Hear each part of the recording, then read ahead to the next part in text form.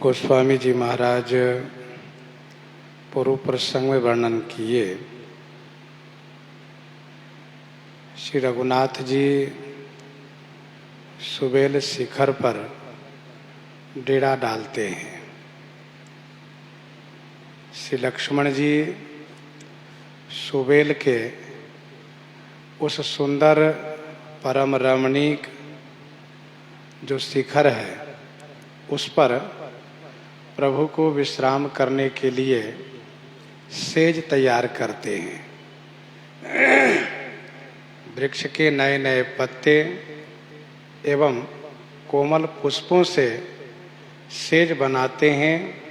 उस पर उस सुंदर मृगछाला को बिछा देते हैं। श्री रघुनाथ जी जब उस सेज पर विराजित होते हैं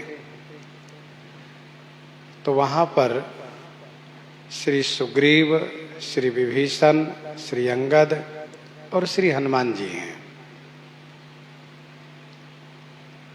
श्री राम जी सुग्रीव की गोद में अपना मस्तक रख करके, अपना सिर रख करके लेट जाते हैं।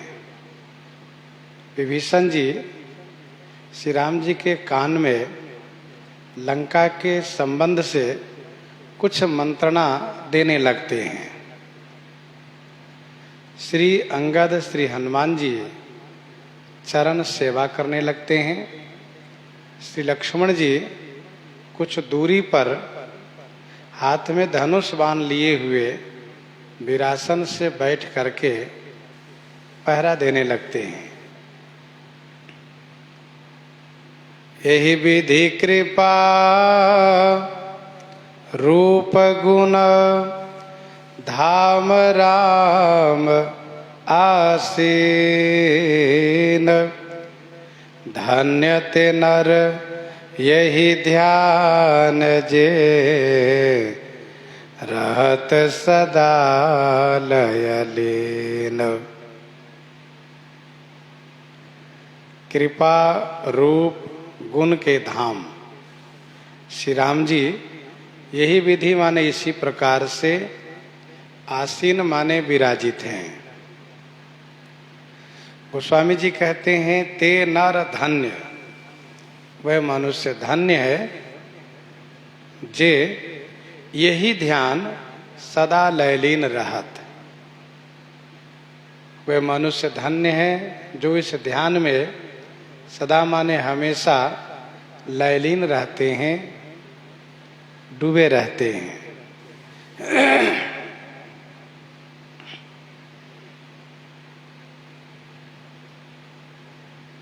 प्रश्न यहाँ पर यह किया गया है कि सुबेल गिरी पर श्री राम जी को शयन द्वारा शिथिलता दिखाई जा रही है और रावण का नृत्य गायन श्रवण द्वारा उत्साह दिखाया जा रहा है। ऐसा क्यों? इसका समाधान यह है कि श्री राम जी विरही हैं और रावण राज्य से युक्त है।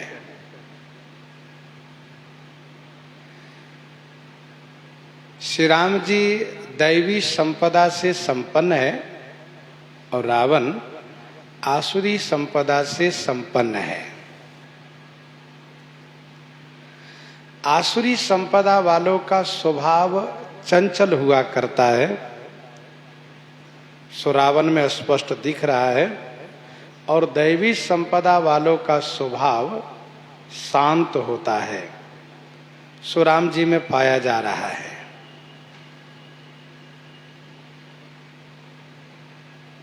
श्री राम जी के विचार से रावण कुछ नहीं है। जैसा कि उन्होंने सुग्रीव को समझाते हुए कहा, जगमहु सखा निशाचर जेते, लक्ष्मण हनई निमिष मह तेते।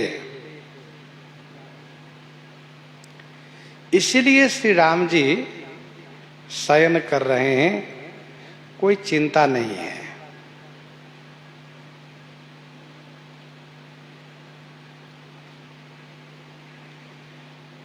दूसरा भाव इसका यह है कि श्री राम जी तपस्वी वेश में हैं। तपश्चर्या एक व्रत है, उस व्रत की समाप्ति पर राज्य पद ग्रहण करेंगे।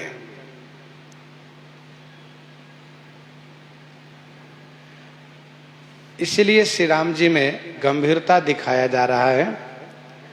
और रावण का यह अंतिम भोग का समय है, अंतिम सुख का समय है। इसलिए उसमें इस प्रकार से उमंग दिखाया जा रहा है।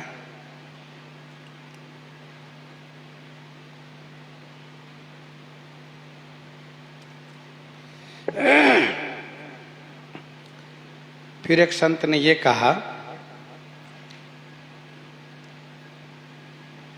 कि श्री राम जी की राजश्री प्राप्त हो चुकी है, राजश्री विजयश्री प्राप्त हो चुकी है। शयन की विधि में तो अधिकार समर का सौंपा,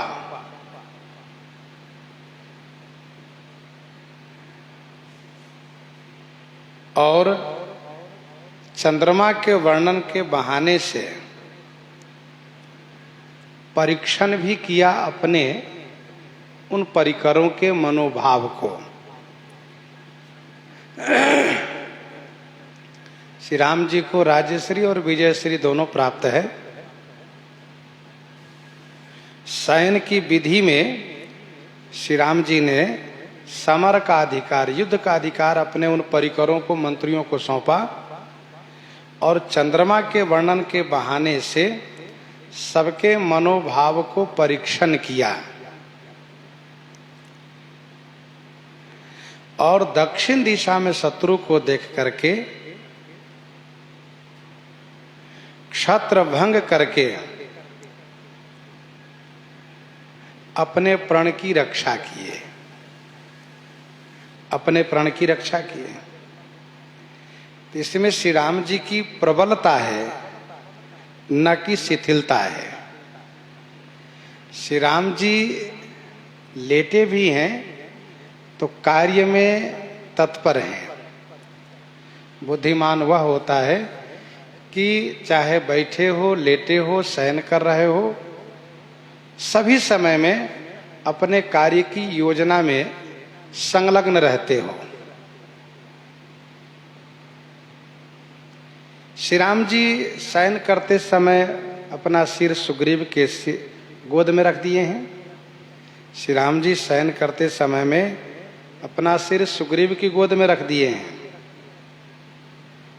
मानो प्रभु ने ये कहा कि सुग्रीव आप मेरे सखा हो, हमारे सिर की रक्षा और युद्ध का भार तुम्हारे सिर पर मैं सौंप रहा हूं। हमारे सिर की रक्षा और युद्ध का भार तुम्हारे सिर पर सौंप रहा हूं। धनुष बाण को यह सूचित कर रहे हैं कि भैया अब तुम्हारे पुरुषार्थ का समय आ गया है। शत्रु सामने है, इसलिए सावधान रहना। विभीषण जी को श्रवण कान देकर के सूचित कर रहे हैं कि युद्ध में आपकी बात सुनी जाएगी, अर्थात आपकी सलाह हम अवश्य लेंगे, आपकी बात हम सुनेंगे। चरण श्री अंगद हनुमान जी को सौंप दिए हैं कि भैया ये चरण तुम्हारे अधीन में है, जहां ले चलोगे वहां हम चलेंगे। और लक्ष्मण जी वीरासन से बैठे हुए सब पर निगाह किए हुए हैं, सबकी सुरक्षा कर रहे हैं। जो कोई श्री राम जी की आज्ञा के प्रतिकूल जाएंगे, जो कोई श्री राम जी की आज्ञा के विपरीत जाएंगे, उनको दंड श्री लक्ष्मण जी देंगे। तो श्री राम जी सब प्रकार से सजग हैं, शिथिल नहीं है। श्री राम जी सजग हैं, प्रबल हैं और निश्चिंत हैं, और लेटे हुए भी कार्य कर रहे हैं। तो गोस्वामी जी कहते हैं कि यही विधि कृपा रूप गुण धाम राम आसीन, धन्य ते नर यही ध्यान जे रहत सदा लयलीन। पूरब दिशा बिलोकी प्रभु देखा उदित मयंक, कहत सब ही देखहु शशि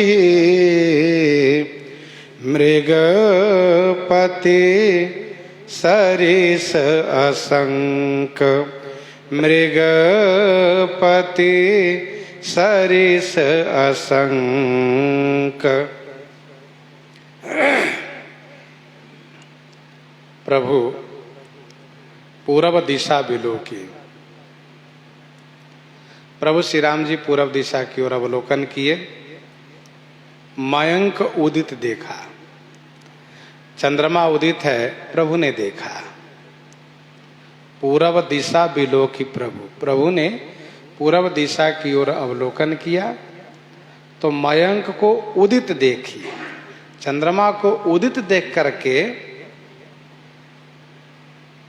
सब ही कहत, सबसे कहने लगे क्या? शशि ही देखो, शशि ही माने चंद्रमा को देखिए, मृगपति सरिस असंक, मृगपति माने सिंह के समान, असंक माने निःशंक है। शशि माने चंद्रमा, मृगपति ही माने सिंह के समान निःशंक है, निर्भय है।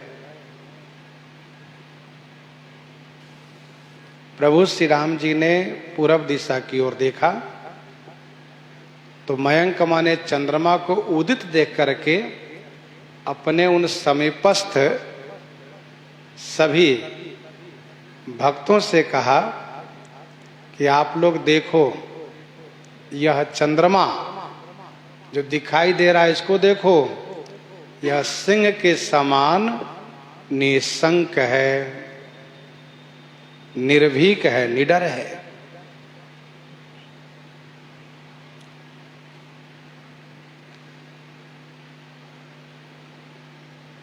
अगहन पूर्णिमा को श्री राम जी सुबेल पर्वत पर लेटे हुए हैं। आज पूर्णिमा है। अगहन अर्थात सुंदर समय है। वैसे उत्तर भारत में अगहन में शीत की अधिकता होती है, पर दक्षिण तरफ शीत वैसी नहीं होती है, ठंडी वैसी नहीं होती है।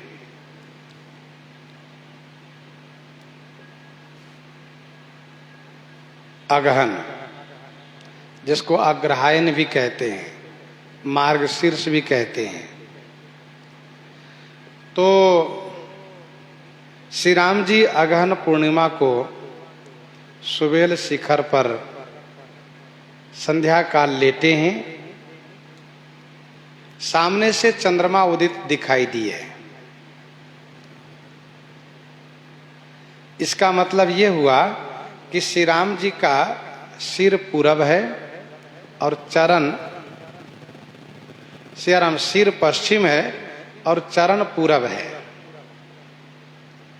श्री राम जी का सिर पश्चिम है और चरण पूरब है।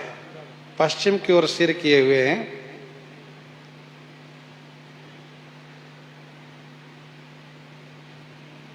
दक्षिण तरफ दाहिने हाथ की ओर विभीषण जी कान के पास बैठे हुए कुछ कह रहे हैं, और बाईं ओर महाराज सुग्रीव है।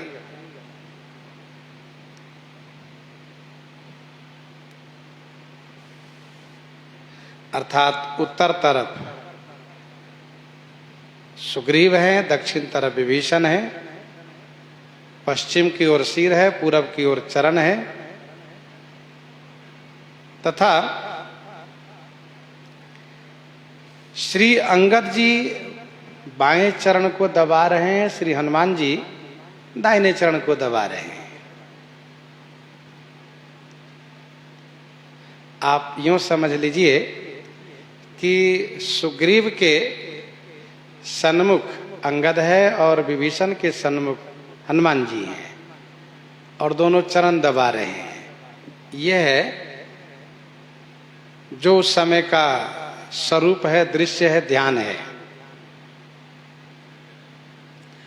जब पश्चिम की ओर, पश्चिम दिशा की ओर सिर है और पूरब दिशा की ओर पैर, चरण, और फिर श्री राम जी के सिर सुग्रीव की गोद में है, तो स्वाभाविक है कि सिर का भाग उठा हुआ है।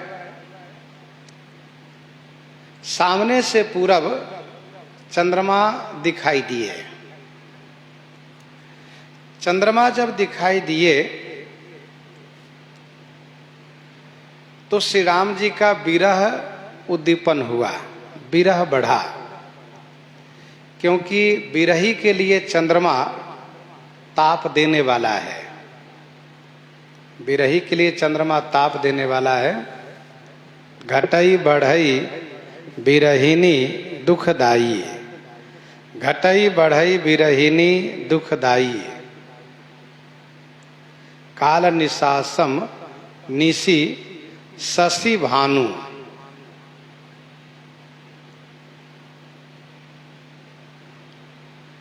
प्रभु ने अपने इन सभी भक्तों से कहा कि आप सब देखिए, परम प्रताप तेज बल राशि, पूरब दिशि गिरि गुहा निवासी।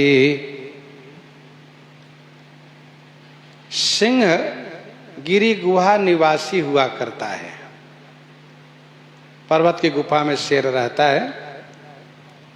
यहाँ पर पूरब दिशि रूपी, पूरब दिशि रूपी पर्वत की गुफा में निवास करने वाला, पूरब दिशि गिरि गुहा निवासी, पूरब दिशि रूपी पर्वत की गुफा में निवास करने वाला, परम प्रतापी, परम तेजस्वी और बलराशि, ये चंद्रमा रूपी सिंह है।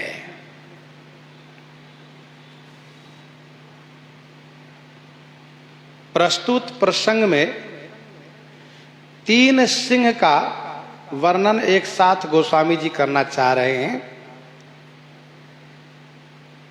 एक प्राकृतिक सिंह है जो प्राकृतिक गुफा में निवास करता है। दूसरा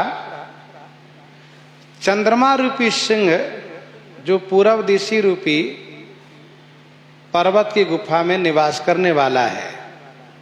और तीसरा श्री राम जी रूपी सिंह जो गिरि निवासी है, पर्वत पर निवास कर रहे हैं। यहाँ सुबेल सैल रघुवीरा उतरे सेन सहित अति भीरा। तो प्राकृतिक सिंह का निवास प्राकृतिक पर्वत के गुफा में होता है। चंद्रमा रूपी सिंह का निवास पूरब दिशि रूपी गिरि गुहा में है, और श्री राम जी रूपी सिंह का निवास पर्वत पर है। तीनों गिरि निवासी है, गिरि निवासी तीनों है, और ये विशेषण तीनों के लिए उपयुक्त है। तीनों परम प्रतापी है, तीनों परम तेजस्वी है, और तीनों परम बलवान है। मतनागतम कुंभ बिदारी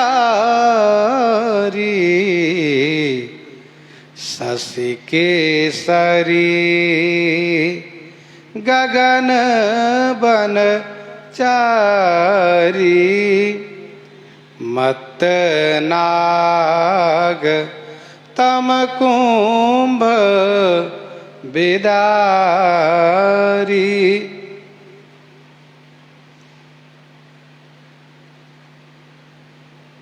अब ये तीनों का रूपक आगे भी दर्शाया जाएगा।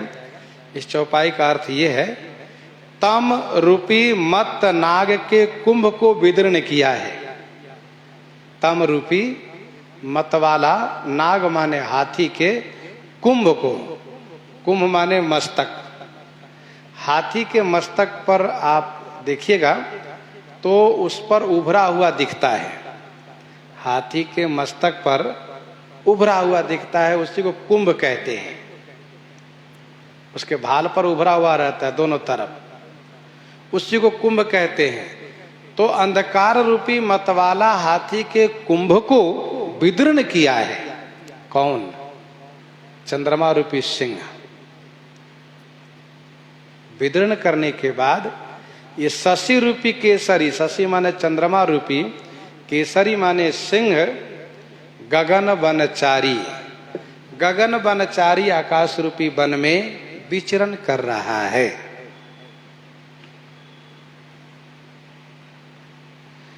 प्राकृतिक सिंह प्राकृतिक हाथी के कुंभ को विदीर्ण करता है और विदीर्ण करने के बाद उस वन में विचरण करता है। वह प्रसन्न हो जाता है कि मैंने हाथी को मार दिया।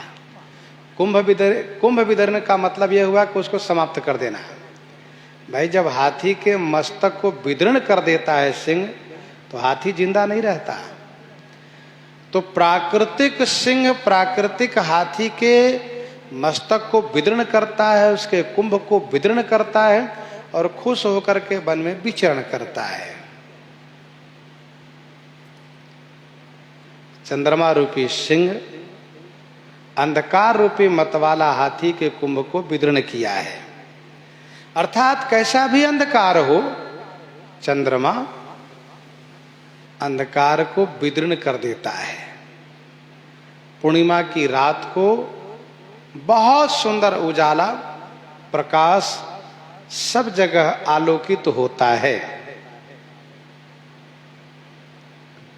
श्री राम जी रूपी सिंह रावण रूपी हाथी के कुंभ को विदीर्ण करेंगे। श्री राम जी रूपी सिंह रावण रूपी मतवाला हाथी के कुंभ को विदीर्ण करेंगे।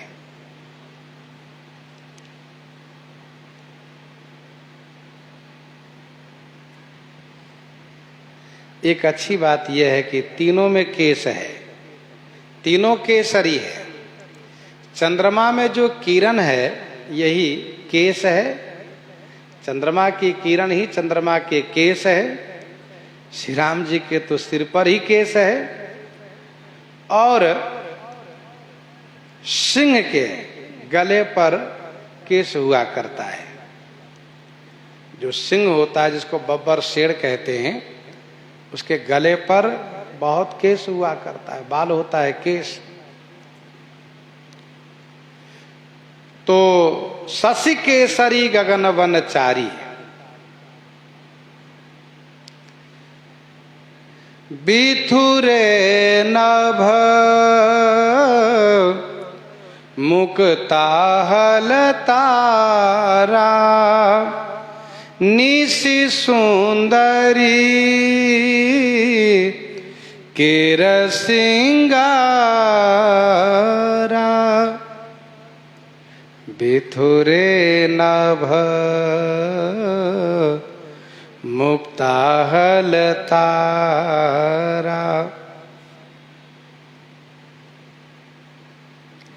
बिथुरे माने फैले हुए, बिथुरे माने फैले हुए, बिखरे हुए। नभ माने आकाश में जो मुक्ताहल तारा, ये तारा ही मुक्ताहल है। तारा ही मुक्ताहल है। निशि सुंदरी केर श्रृंगारा, निशि माने रात्रि रूपी सुंदरी का श्रृंगार है यह।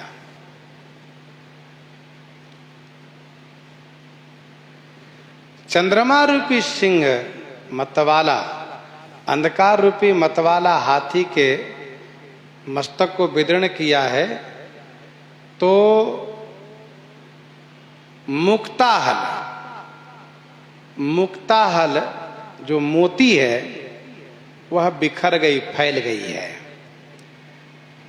क्या है वह? का ये जो ताराएं हैं ना, तारा, यही मुक्ताहल है, यही मोती है। इसका मतलब ये हुआ कि हाथी के मस्तक पर जो उभरा हुआ कुंभ है उसी में मुक्ताहल हुआ करता है, मुक्तामणि होती है।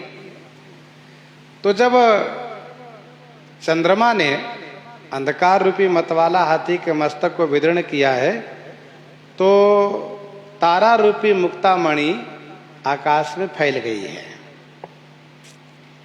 प्राकृतिक सिंह जब प्राकृतिक हाथी के मस्तक को विदीर्ण करता है, तो उसके मस्तक से जो मुक्ताहल, मुक्तामणि निकलती है, वह नारी के लिए श्रृंगार के रूप हो जाती है। वह तारा निशि सुंदरी केर श्रृंगारा, रात्रि रूपी स्त्री के श्रृंगार है, रात्रि रूपी सुंदरी का श्रृंगार है। और प्राकृतिक जो मुक्तामणि है वह प्राकृतिक नारी के लिए श्रृंगार हो जाती है। मणिमाणिक मुक्ता छवि जैसी, मणिमाणिक मुक्ता छवि जैसी, अहि गिरि गज सिर सोह न तैसी, नृप किरीट तरुणी तनु पाई, नृप किरीट तरुणी तनु पाई, लहई सकल शोभा अधिकाई, नृप किरीट तरुणी तनु पाई, लहई सकल शोभा अधिकाई। श्री राम जी रूपी सिंह रावण रूपी मतवाला हाथी को जब कुंभ विदीर्ण करेंगे, यहाँ पर कौन सी मोती बिखरेगी? तो संतों ने कहा मुक्ति रूपी मोती, मुक्ति रूपी मोती बिखरेगी, फैलेगी। और ये मुक्ति रूपी महारानी के श्रृंगार होगा, मुक्ति रूपी महारानी के श्रृंगार होगा। बिथुरे नव मुक्ताहल तारा, निशि सुंदरी केर श्रृंगारा। प्राकृतिक हाथी के मस्तक से निकली हुई मुक्तामणि प्राकृतिक नारी के श्रृंगार बनती है।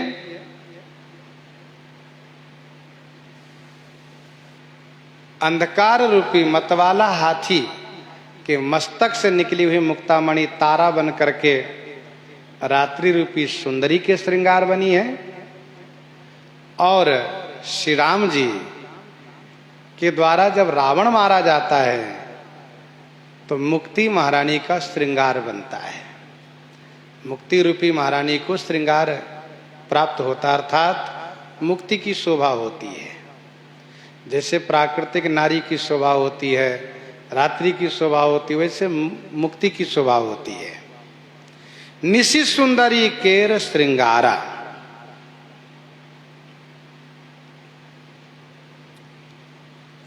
अब प्रभु कहते हैं, कह प्रभु ससीम में चकताई,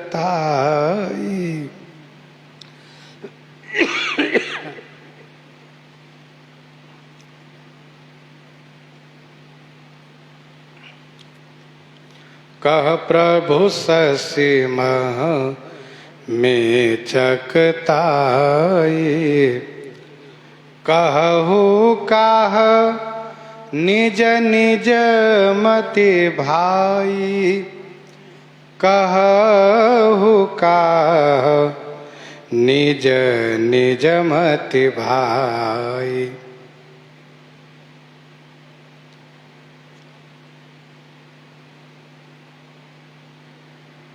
कहा प्रभु शशि मह में चकताई।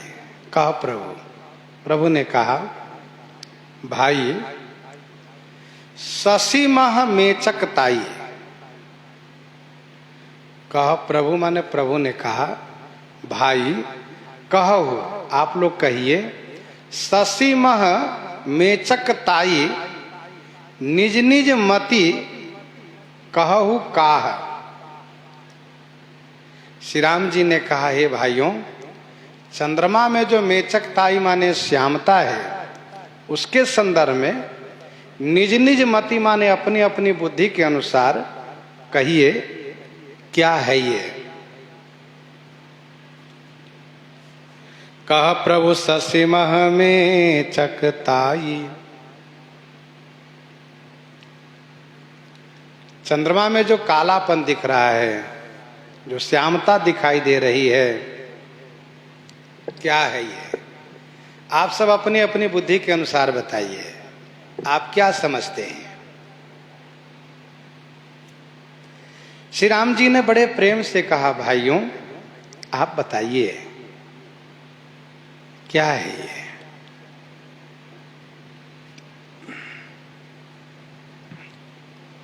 जो सज्जन महापुरुष होते हैं वे आपस में जब बैठते हैं तो शास्त्र संबंधित ही चर्चा करते हैं। सुभाषित रत्नागार का श्लोक है, काव्य शास्त्र विनोदेन कालो गच्छति धीमताम। काव्य शास्त्र विनोदेन कालो गच्छति धीम। श्री राम जी काव्य शास्त्र विनोदेन कालो गच्छति धीमताम को चरितार्थ कर रहे हैं। उधर रावण व्यसनेन ही मूर्खानाम निद्रया कलहेन वा को चरितार्थ कर रहा है। व्यसन में डूबा है वह। श्री राम जी कहते हैं कि चंद्रमा में जो कालापन है, हे भाई अपनी अपनी मति के अनुसार बताइए ये है क्या।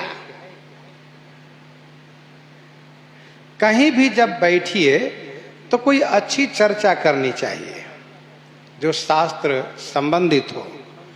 चंद्रमा पर शास्त्रों में चर्चा की गई है कि उसमें कालापन है क्या। श्री राम जी के पूछने पर महाराज सुग्रीव पहले बोलते हैं, प्रथम सखा हैं, वे कहते हैं कह सुग्रीव सुनहु रघुराई। कह सुग्रीव सुनहु रघुराई। शशि मह प्रगट भूमि कै झाई। कह सुग्रीव सुनहु रघुराई। शशि मह प्रगट भूमि कै झाई। सुग्रीव ने कहा हे रघुनाथ जी सुनिए, रघुकुलभूषण श्री राम जी सुनिए, शशि मह भूमि कई झाई प्रगट। चंद्रमा में पृथ्वी की छाया प्रगट है। सुग्रीव अपनी बुद्धि के अनुसार चंद्रमा में पृथ्वी की छाया होना कह रहे हैं। सबका अलग अलग मत है यहां पर।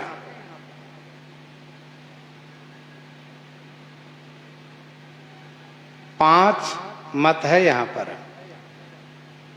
सुग्रीव का, विभीषण जी का, अंगद जी का, श्री राम जी का, हनुमान जी का, और किसी का मत किसी से मिलता हुआ नहीं है। सबका अलग अलग मत है।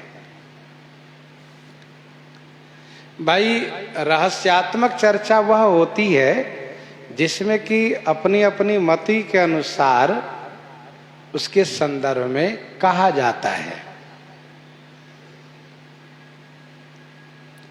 जब एक ही बात हो तो उस पर विशेष चर्चा कहाँ हो पाती है। निज निज मति मुनि हरि गुण गावही। महाराज सुग्रीव ने चंद्रमा में पृथ्वी की छाया होना कहा।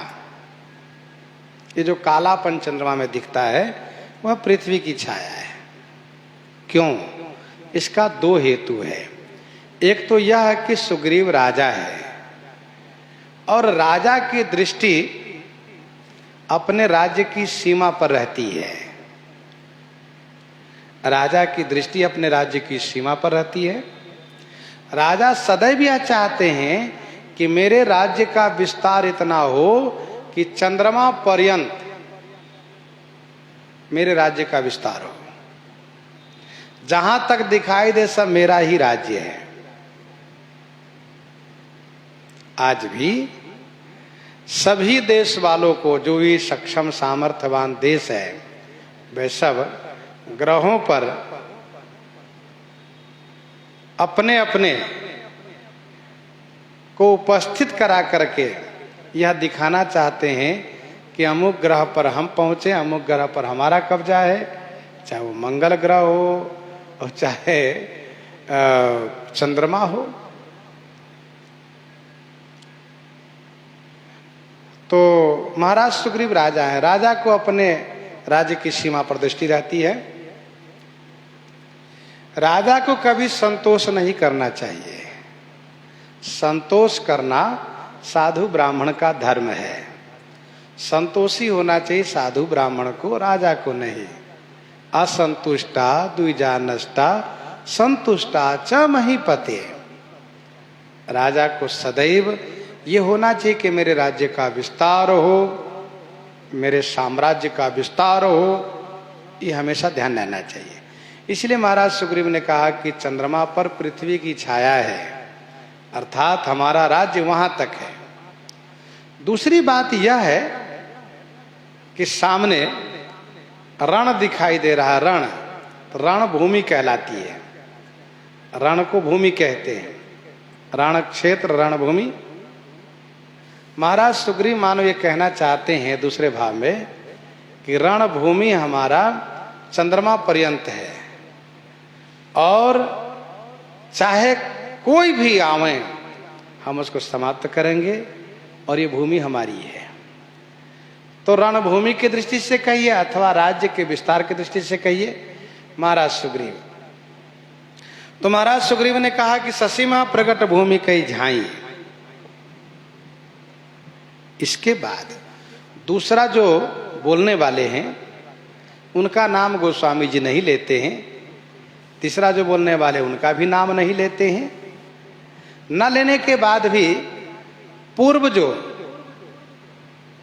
शोभा वर्णन की गई है, पूर्व जो ध्यान वर्णन किया गया है, जो झांकी है सुबेल पर्वत की झांकी, उसके क्रम में महाराज सुग्रीव के बाद विभीषण का नंबर होता है।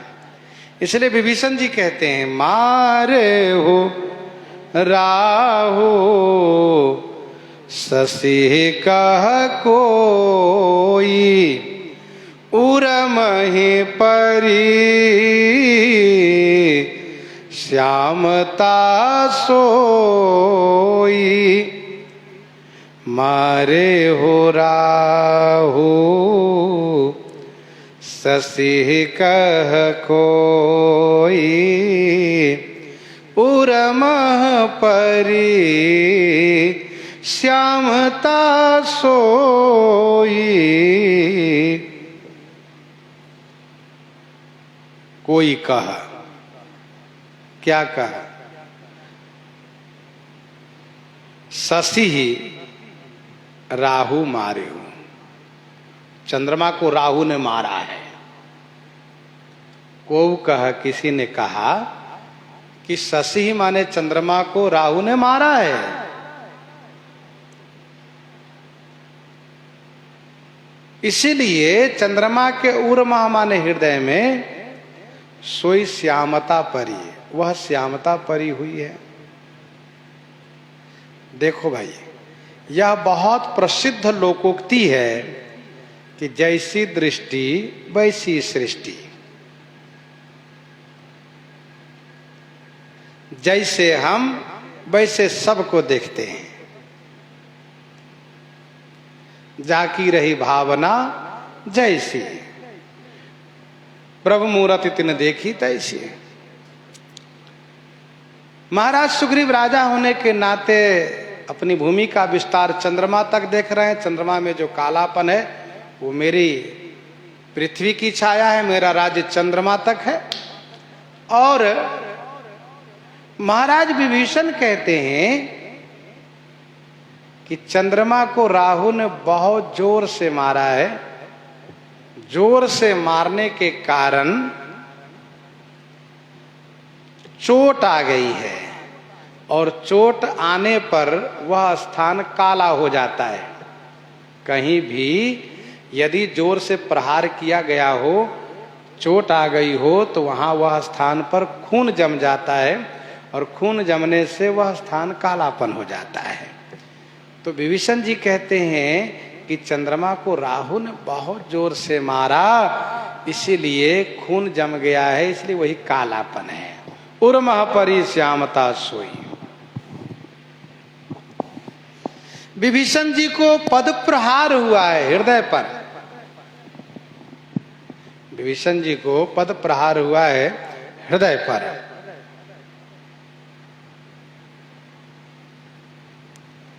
इसलिए उनको यही लगता है कि चंद्रमा के हृदय पर भी राहु ने प्रहार किया है,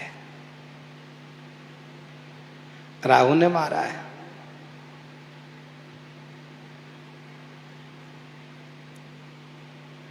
तात लात रावण मोहि मारा, कहत परम हित मंत्र विचारा, कहत परम हित मंत्र विचारा।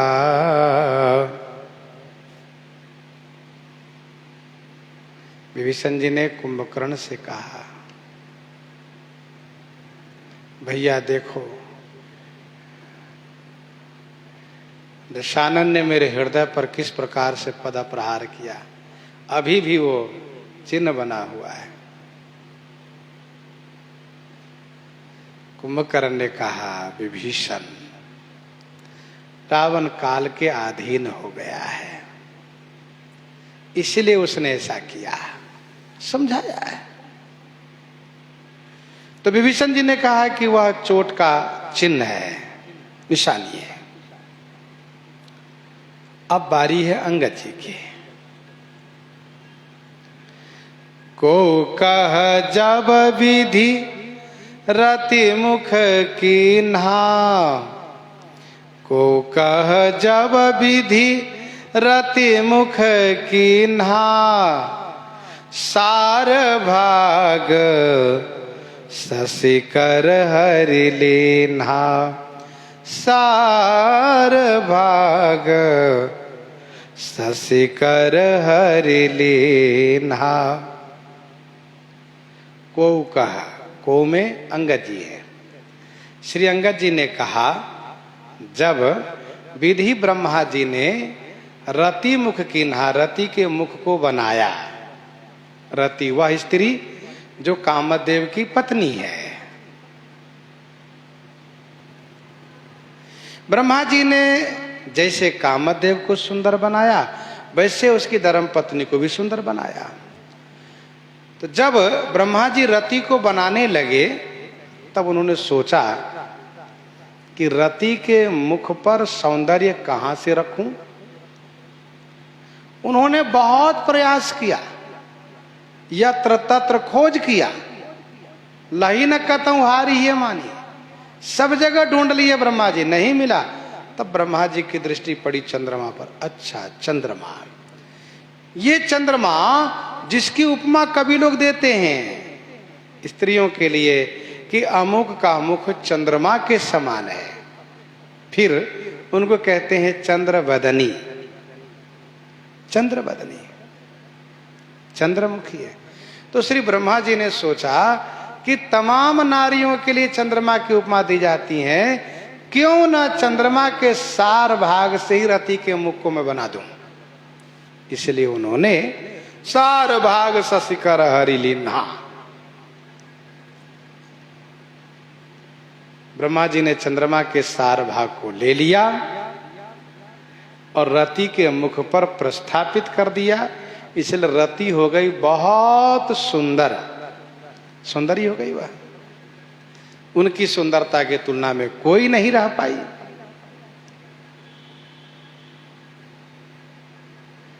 भगवान को छोड़ करके सुपनखा कहती है रति सत कोटि तासु बलिहारी।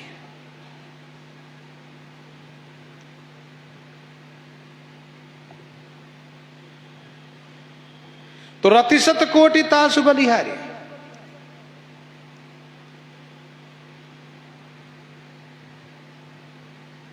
जब ब्रह्मा जी चंद्रमा के सार भाग ले लिए तो चंद्रमा में छेद हो गया।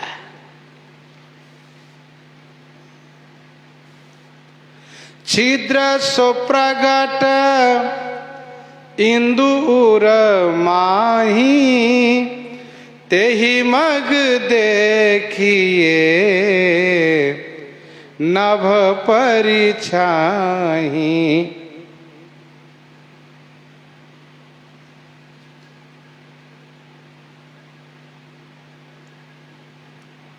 छिद्र सु प्रगट इंदुर माही। इंदु उर माही, इंदु माने चंद्रमा के, उर माही माने हृदय में। इंदु उर माही सो छिद्र प्रगट, वह छिद्र प्रगट है, छेद हो गया, छेद दिखाई दे रहा है। तेहि मग देखिए नभ परिछाही। तेहि मग माने उसी मार्ग से, उसी रास्ते से आकाश की परिछाया दिखाई दे रही है। आकाश प्रतिबिंबित हो रहा है, आकाश की छाया दिख रही है।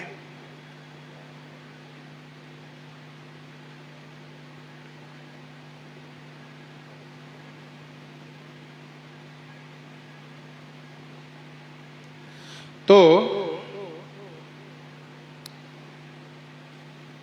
तेहि मग देखिए नभ परिछाई। छिद्र सुप्रगट इंदु उर माही।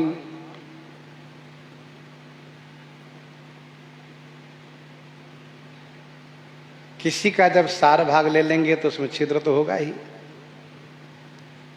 चंद्रमा में छेद हो गया है और इसीलिए उसी छिद्र से आकाश दिखता है। आकाश नीला है, काला है, आकाश की छाया चंद्रमा में दिखाई दे रही है।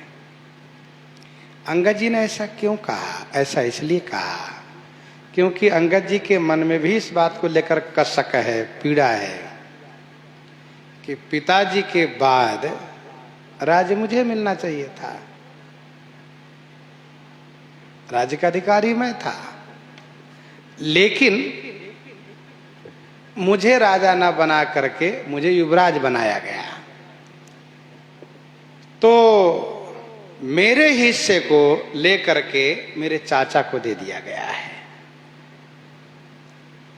जो मेरे लिए था, मुझे श्रृंगार था, वह मेरे चाचा को दे दिया गया। जैसे चंद्रमा के सार भाग निकाल लेने के बाद छिद्र हो गया, वैसे अंगद जी कहते हैं कि मेरा जो राज्य अधिकार था वो ले लिया गया। तो अंगद जी को भी हृदय में इस बात को लेकर कसक है, पीड़ा है। तेहि मग देखिए न पड़ी छाई। अब बारी थी श्री हनुमान जी की, परंतु श्री हनुमान जी गंभीर हैं, सोच रहे हैं कि महाराज सुग्रीव ने तो अपनी बात कह दी, विभीषण जी ने अपनी बात कह दी, अंगद जी ने अपनी बात कह दी, और इन तीनों के बातों में इन तीनों का मनोभाव दर्शन हो रहा है। एक को राज्य दिख रहा है, दूसरे को चोट दिखाई दे रहा है, तीसरे को छिद्र दिखाई दे रहा है चंद्रमा में। देखूं स्वामी क्या कहते हैं मेरे स्वामी। क्योंकि श्री राम जी हाथ में बाण को घुमा रहे हैं, बाईं तरफ धनुष रखा है, दाहिनी ओर तरकस रखा है, हाथ में धनुष बाण को घुमा रहे हैं। श्री हनुमान जी सोच रहे हैं कि जिस बाण को श्री राम जी लिए उस बाण का प्रयोग तो करेंगे अवश्य। तो देखे क्या होता है, प्रभु क्या कहते हैं। प्रभु कह गरल बंधु शशि केरा, अति प्रिय निज उर दिन बसेरा। प्रभु कह गरल बंधु शशि केरा, अति प्रिय निज उर दिन बसेरा।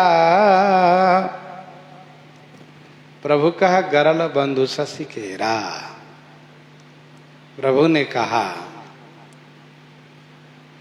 कि जो गरल है न जहर, ये शशि केरा बंधु, शशि केरा माने चंद्रमा का बंधु माने भाई है,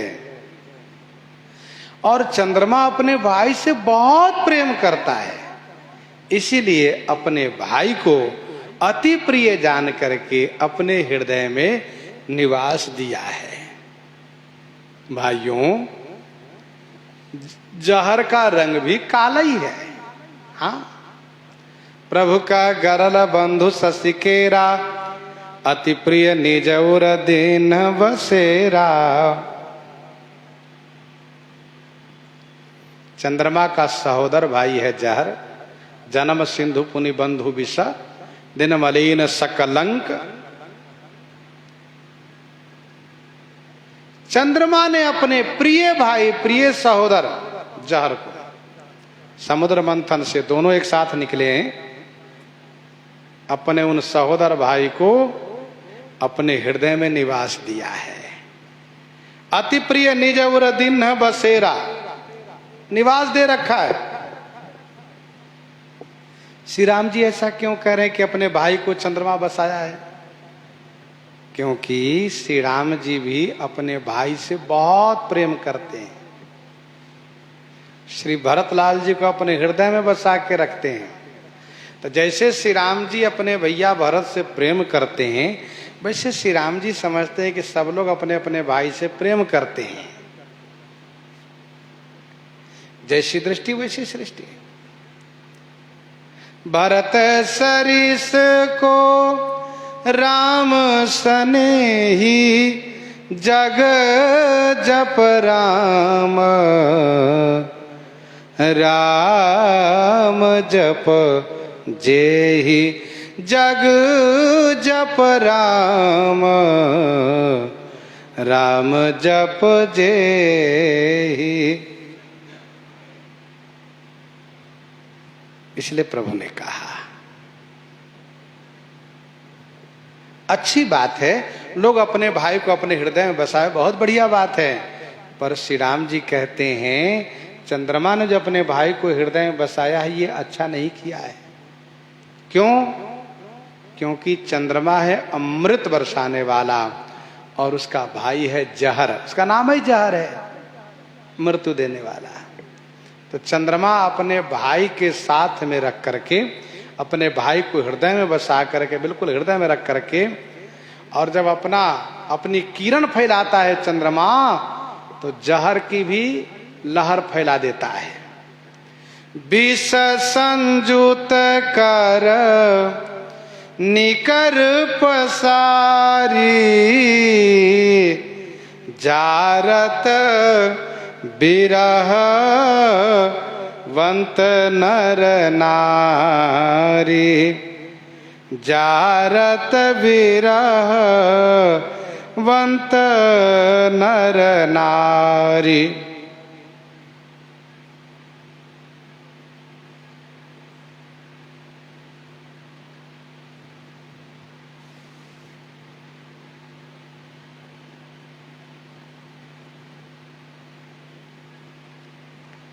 विष संजुत कर निकर पसारी, जारत बिरहवंत नर नारी।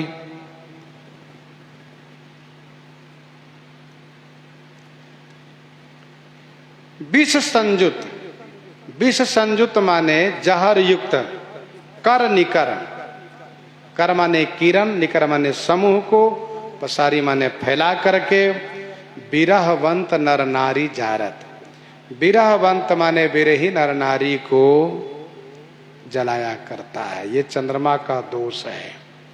श्री राम जी चंद्रमा में दोष आरोपित कर दिए, और दोष आरोपित कर देने का मतलब श्री राम जी के हाथ में बाण है, कहीं धनुष उठा लिए तो चंद्रमा तो गया। श्री हनुमान जी देख रहे हैं, प्रभु कह रहे हैं विष संयुत कर निकर पसारी, जहर से युक्त किरण समूह को फैला करके बिरहवंत नर नारी को जला रहा है।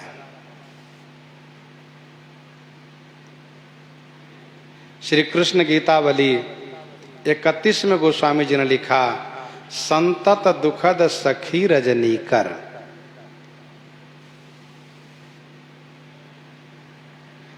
और ये तो बिरही के लिए महान दुखद है चंद्रमा,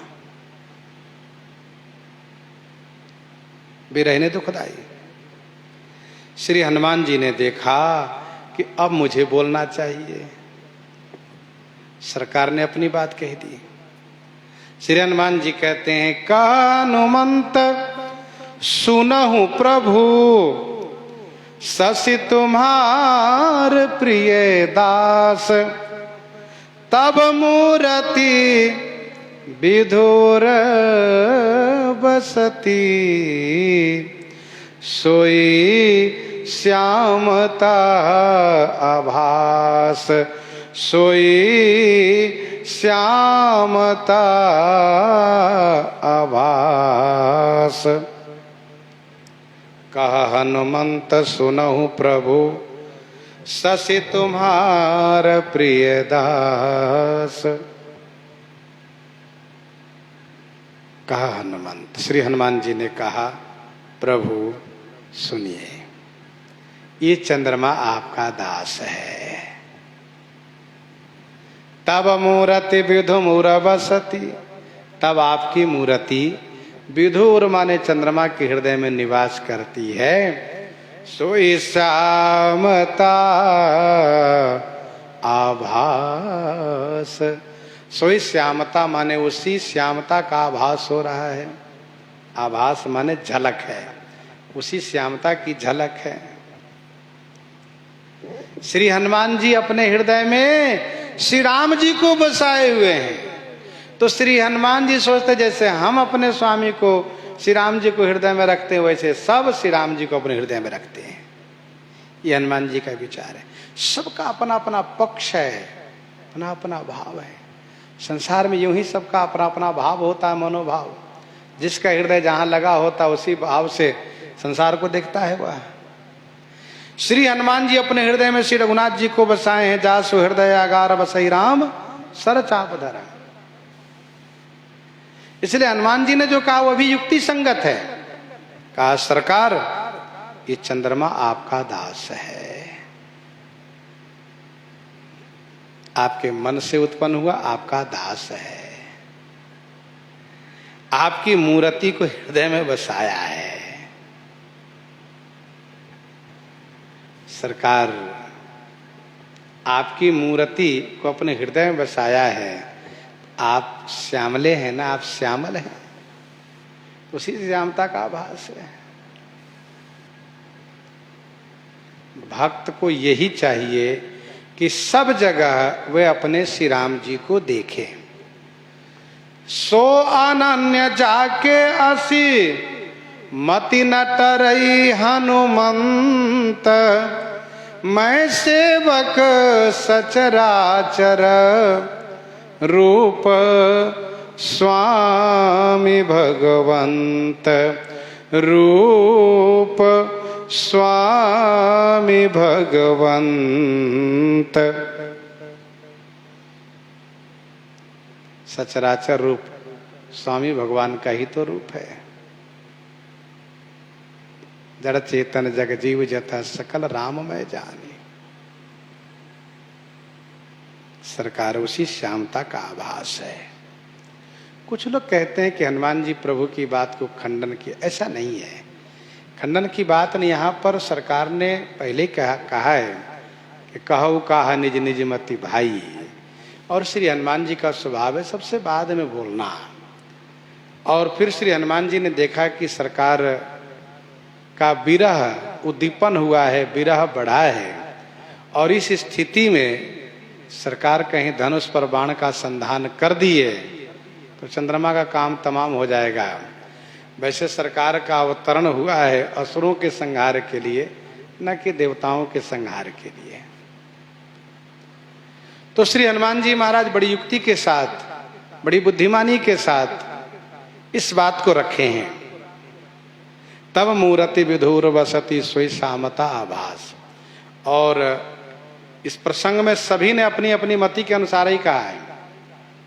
यथार्थ क्या है, इस बात को किसी ने नहीं कहा, सब ने अपने अपने विचार को रखा।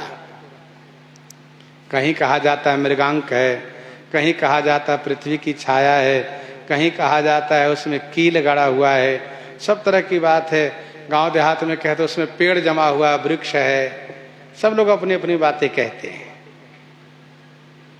कहो कहा निज निज मति भाई। तो हम लोग तो सबसे बढ़िया हनुमान जी के मत से ही सहमत हैं। हनुमान जी जो कहते हैं उसी भाव से हम चंद्रमा को देखें, इसी में हम लोग के लिए हित में है, इसी में हम सबका हित है।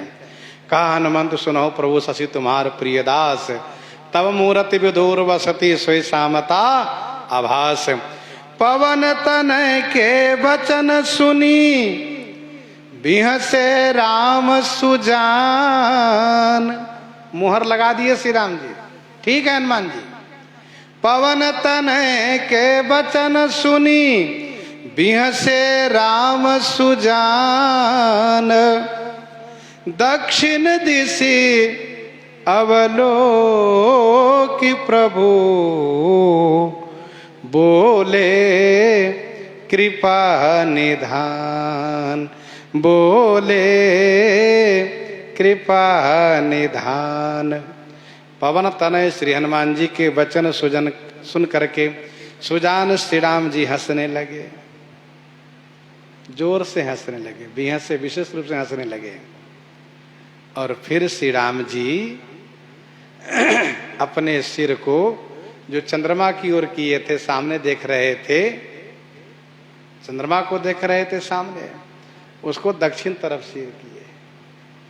वैसे कुछ संतों का भाव है कि श्री राम जी करवट लिए, लेकिन करवट न लेने पर भी काम चल सकता है। श्री राम जी अपना मुख